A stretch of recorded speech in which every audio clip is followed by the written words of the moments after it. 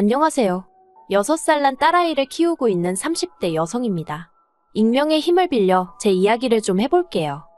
사람이 염치가 없어도 분수가 있지 제가 오래 산 것은 아니지만 저희 신우 같은 사람들은 살면서 처음 봤습니다.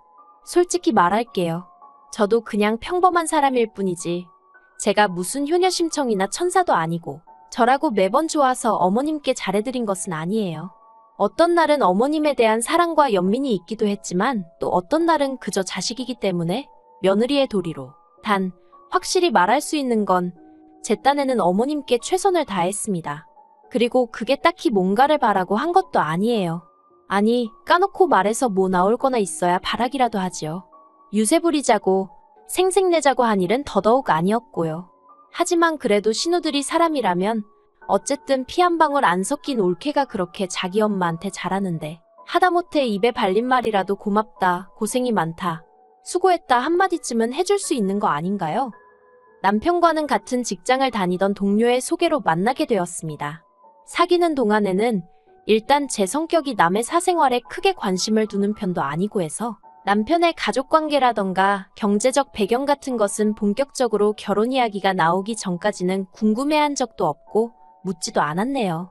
솔직히 연애하는 동안에는 남편이란 사람 하나만 보고 만났거든요. 남편은 평범한 직장인으로 술, 담배도 하지 않고 취미생활이 운동인 건실한 청년이었어요. 게다가 재미있는 사람은 아니었지만 과묵하고 매사 행동에 신중했기 때문에 제 마음을 상하게 하는 일도 없었지요. 그러다가 만난 지 2년쯤 되던 해 남편이 먼저 결혼 이야기를 꺼냈습니다. 결혼 생각이 있으면 지금 하고 그게 아니면 헤어지는 게 좋지 않겠냐고 하더라고요. 프로포즈 치고는 낭만이라곤 하나도 없어서 당황스럽긴 했지만 평소에 남편답게 실없는 소리는 안 하는구나 싶대요. 그런데 막상 결혼을 진행하면서 생각지도 못한 상황을 마주하게 되었습니다.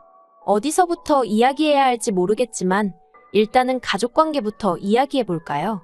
저는 일남일녀중 차녀로 오빠와는 나이 차이가 제법 나요.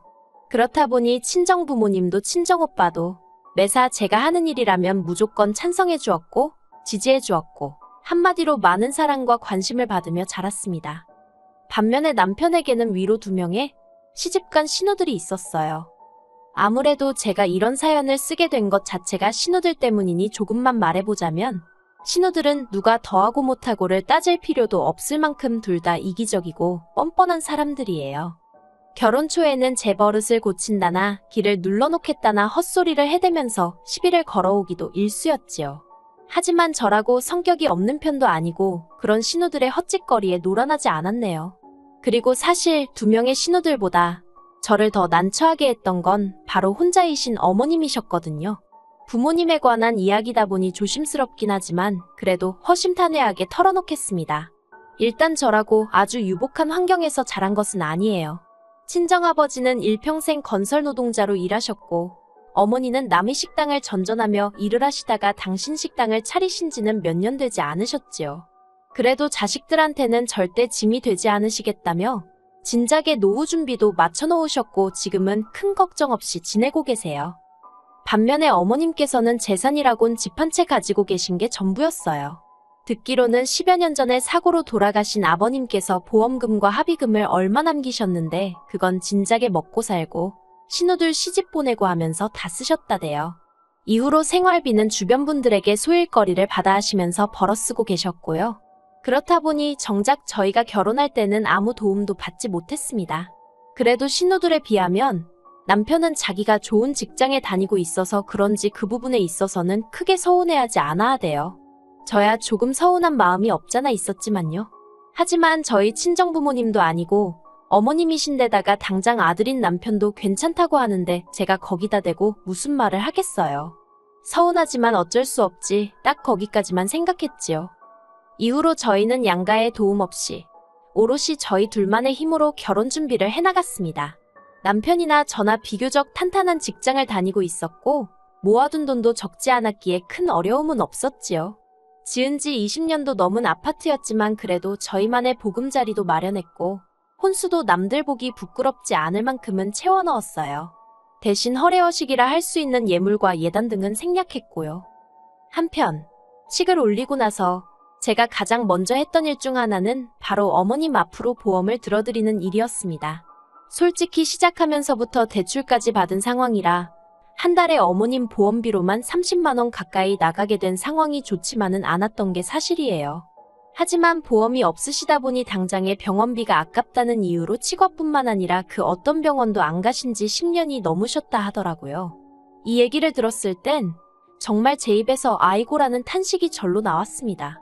저희 남편도 그렇고 신우들도 그렇지 어떻게 자기 어머니를 저렇게 내버려뒀나 싶었거든요.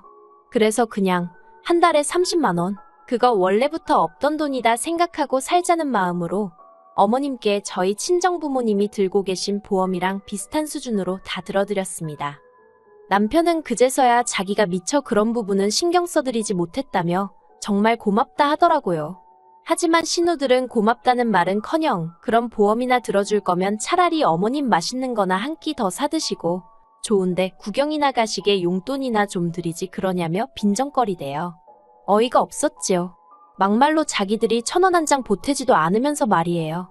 뿐만 아니라 어쨌든 제가 보험도 들어드리고 했으면 최소한 건강검진이라던가 그런 건 딸이 둘이나 되니까 둘 중 한 명이라도 나서서 하려들어야 하는 거 아닌가요? 그런데 제가 건강검진은 어떻게 할까요? 하고 이야기를 꺼내자 큰 신우는 큰 신우대로 작은 신우는 작은 신우대로 이리저리 빼느라 바쁘대요. 그런 모습을 보고 있자니 솔직히 어머님이 불쌍하기까지 하더라고요. 모든 부모들이 다 그렇듯 어머님도 자식들 키우실 땐간이며 쓸개며 다 빼주는 심정으로 키우셨을 텐데 어떻게 저렇게들 매정한가 싶어서요. 하지만 동시에 제가 누굴 욕하겠어요. 저희 남편도 당장 회사 일이 바쁘다며 제가 해줬으면 하는 눈치더라니까요. 저도 남편이랑 똑같이 맞벌이였는데 말이에요. 그래서 결국 성질 급한 사람이 일은 다 한다고 제가 어머님을 모시고 병원에 갔습니다. 그리고는 말 그대로 머리끝부터 발끝까지 싹 다 검사를 받으시게 했지요. 그리고 평소에 어머님께선 당신은 아무렇지도 않다, 멀쩡하다 하셨지만 결과는 좋지 않았어요. 당장 죽을 병은 아니었어도 여기저기 안 좋은 곳이 많았거든요. 의사 말로는 가족들이 지속적으로 관찰하고 도와드리면 당장은 아니어도 충분히 나아질 수 있다고 했지만 남편이나 신우들을 떠올렸을 때 그 사람들 중 누가 어머님을 지속적으로 관찰하고 보살펴드릴까? 의구심이 들었네요. 그뿐만이 아니었습니다. 어머님의 치아 중 멀쩡한 건 정말 몇 개 있지도 않더라고요. 치석은 물론이고 흔들리고 심지어 빠진 이도 있는 걸 자식들 중 아무도 모르고 있었다는 게 너무 충격이었어요. 그래서 임플란트며 뭐며 10개도 넘는 이에 1,000만 원도 넘는 돈이 들어갔습니다. 말이 나와서 하는 말이지만 저도 사람인데 돈이 나갈 때는 스트레스를 꽤나 받았어요. 아무튼 그렇게 어머님이 돌아가시기 전까지 제가 어머님을 모시고 병원에 다녔고 그뿐만 아니라 평소에 식사는 어떻게 하시고 계신지, 아침에 운동은 하셨는지 누가 시킨 것은 아니지만 그냥 제가 자식된 마음으로 챙겨드렸네요. 친정부모님도 어머님께 잘하면 그 복이 전부 저에게 돌아올 것이라며 제 마음 편할 만큼 하라셨고요. 주변에서는 요새 저 같은 며느리가 어디 있냐 하기도 했고 아직 젊었던 제 친구들은 저더러 니 팔자 니가 꼬는 거라며 적당히 하라고 면박을 주기도 했지만요. 그렇게 하는 동안에도 신우들에게 좋은 소리라고는 눈꼽만큼도 들어본 적 없습니다. 신우들이 기껏 한다는 소리라곤 보험 좀 들어놓고 아주 본전을 찾는다며 대단하다고 비아냥거리는 게 전부였지요.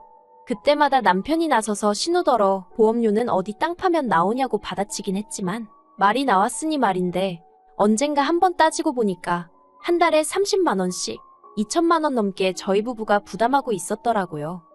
그러다 어느 날이었어요. 어머님께서 저만 따로 부르시더니 제 손을 꼭 잡으시면서 당신하고 부동산에 좀 가자 하시는 거예요. 당신 살고 있는 아파트 명의를 제 명의로 바꿔주고 싶으시다면서요. 저는 생각지도 못한 어머님의 말씀에 깜짝 놀랐습니다.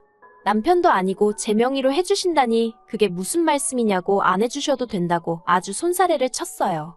그러자 어머님께서 지난 몇 년 동안 제가 당신에게 얼마나 잘해주었는지 안다면서 자식들도 몰라주는 당신 속을 제가 헤아려줬다며 올해 돌아올 제 생일 선물이다 생각하고 받으랍니다. 저는 못 받는다고 몇 번을 사양했어요. 사실 그동안 어머님하고 병원도 다니고 이리저리 다니면서 솔직히 저라고 서운한 날이 왜 없고 귀찮은 날이 왜 없었겠어요? 그런 때면 한 번씩 별것도 아닌데 어머님께 툴툴거리기도 했고 몸이 안 좋다고 둘러대곤 약속을 미룬 적도 있었습니다. 어머님이 어린아이처럼 저와의 약속만 기다리고 계시다는 걸 알면서도 그렇게 못된 적이 있었네요. 그래도 저희 어머님께선 한 번도 저를 타박한 적 없으시고 늘 미안하다, 고맙다는 말을 입에 달고 사신 분이셨지요. 그리고 그 인사말만으로도 저는 충분히 감사했고요. 그 이상의 것은 한 번도 바라본 적이 없는데 집이라니 얼마나 놀랐는지 모릅니다. 그리고 몇 달이 지났을 때였어요. 어머님이 갑자기 쓰러지셨고 바로 병원으로 모셨습니다. 그리고 병원에서 진단하기를 어머님이 치매라고 하더라고요. 이제 겨우 70이셨는데 치매라니 눈앞이 깜깜하고 암담했습니다. 그동안 더 잘해드리지 못한 게 떠오르면서 어찌나 제 자신을 탓하게 되던지요. 돌이켜 생각해보니 이따금씩 어지러워하셨고 전에 없던 건망증 증세도 보이셨던 게 기억이 나대요. 다만 병원에서는 별말이 없었으니 그냥 나이 때문인가 보다 하고 넘겼던 제 불찰이었어요. 신우들은 그런 저를 두고 한심하다 어쩌다 말이 많았습니다. 그렇게 어머님한테 잘하는 척하더니 이게 다 무슨 꼴이냐면서 빈정대기 바빴지요. 그리고는 신우들이 어이없는 이야기를 해왔습니다. 어머님을 바로 요양원으로 모셔야겠다는 거예요. 어이가 없어서 치매 환자한테 원래 살던 공간이 얼마나 중요한지 모르냐고, 그리고 어머님은 이제 초기 증상이라는데 무슨 벌써부터 요양원 타령이냐고 제가 화를 냈어요. 어머님은 원래 당신 집에서 살게 하시고 자식이 셋에 며느리 하나 사위가 둘 총 6이다. 6이서 돌아가면서 들여다보면 되지 않겠냐고요. 참고로 신우들 다 전업주부예요. 시매부들이 돈을 잘 버는 것도 아니라는데 뭐 하긴. 신우들이 어떻게 살 건 간에 그거야 자기들이 알아서 하는 일이니 제가 이러쿵저러쿵 할 것도 아니지만요. 그런데 신우들의 시커먼 속내를 알게 된 건 그 이후로 며칠이 흘러서였어요. 어머님이 저한테 울면서 전화를 해오셨는데 좀 전에 신우들이 집에 찾아와서는 집을 팔라고 어머님한테 소리를 지르고 말 그대로 폐악질을 했더라고요. 집을 팔아야 어머님 요양원비도 내고 할 거 아니냐면서 자기들 살기 힘든 거 모르냐고 정신 멀쩡하실 때 나눠줄 거 나눠주고 가시라는 막말을 해댔답니다. 정말 이상했어요. 남편 말로는 신우들이 크면서 크게 희생을 하고 그런 것도 없답니다. 실제로 저희 신우들 둘 다 대학물 먹었고 시집 갈 때 어머님이 돈도 제법 해주셨어요. 물론 신우들이야 당사자들이니까 남편하고는 또 다르게 생각하고 있었을지도 모르지만 그래도 어머님이 시조카들도 키우다시피 해주셨는데 아무튼 저로서는 이해할 수가 없었네요. 어머님께서는 당신은 요양원에 가기 싫다고 저한테 우시고 그렇다고 저라고 어머님을 모시고 살자니 옆에서 챙겨드리고 사는 거랑 같이 사는 건 완전히 다른 이야기잖아요. 이러지도 못하고 저러지도 못하고 저도 난처하더라고요. 하지만 수화기 너머로 계속해서 어린아이처럼 우는 어머님의 목소리를 듣고 있자니 어찌나 마음이 불편하고 괴롭던지 결국 듣다 못한 제가 그럼 저랑 살자고 해버렸습니다. 그랬더니 어머님이 대뜸 그것도 싫대요. 왜 저랑 사냐면서 그저 당신이 바라는 건 죽는 날까지 당신 집에서 살다 가는 거라나요. 이후로 신우들은 어머님과는 완전히 연을 끊은 사람들 마냥 명절이고 어머님 생신이고 코빼기도 비추는 법이 없었어요. 어머님은 그런 신우들에 대해서 별다른 말씀은 안 하셨지만 자식된 입장에서 저나 남편은 마음이 참 안 좋았지요. 그래서 신우들에게 연락도 해보았지만 신우들은 그럴 때마다 나 몰라 하기 일쑤였어요. 없이 사는 자식들한테 돈 한 푼 줄 생각 없는 어머니가 무슨 어머니냐는 막말을 퍼붓기도 했고요. 그러다 지난해 어머님이 돌아가셨습니다.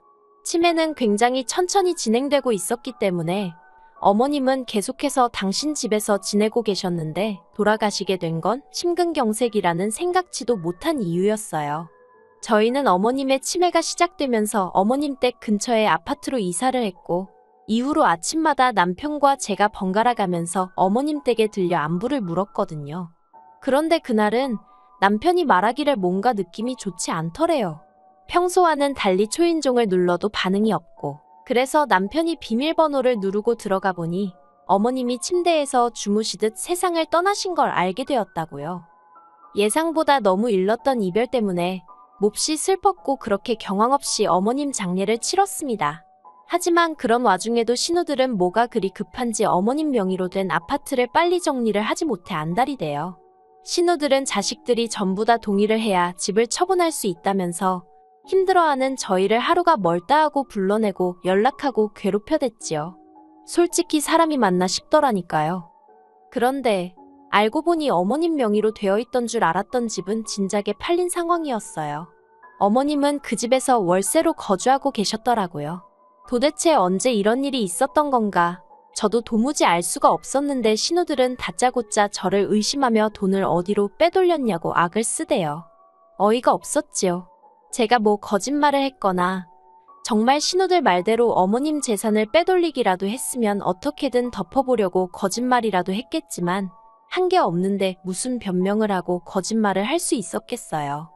신우들은 저를 콩밥을 먹이네 어쩌네 난리도 아니었지만 저는 솔직히 뭐라고 짓거리든 귀에 들어오지 않았습니다. 그저 어머님이 돌아가신 게 그 집에서 살게 한 제 잘못 같고 어떻게든 진작에 모셔오지 않은 게 죄송하고 그랬거든요. 하지만 신우들의 경찰에 저를 신고하더니 급기야 고소까지 하고 난리도 아니었습니다. 저를 정말이지 어머님 재산이나 빼돌린 파렴치한으로 몰아가는데 급급하더라고요. 하지만 당장 어머님과 저를 아는 사람들만 하더라도 빼돌려도 그 집 딸들, 그러니까 신우들이 빼돌리지 며느리는 그럴 사람이 아니라고 할 만큼 모든 게 저에게 유리한 상황이었어요.